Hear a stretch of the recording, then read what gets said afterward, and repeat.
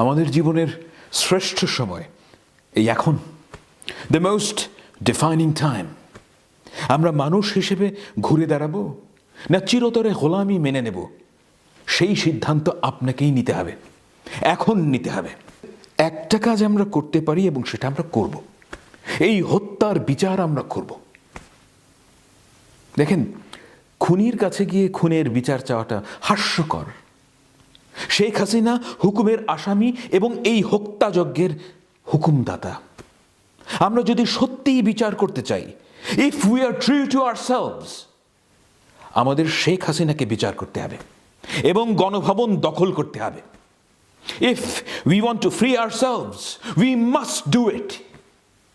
আমি স্বপ্ন দেখি, আমি সত্যিই স্বপ্ন দেখি, সাধারণ মানুষের যেই কালেকটিভ উইল, তার দৃষ্টান্ত হবে বাংলাদেশ।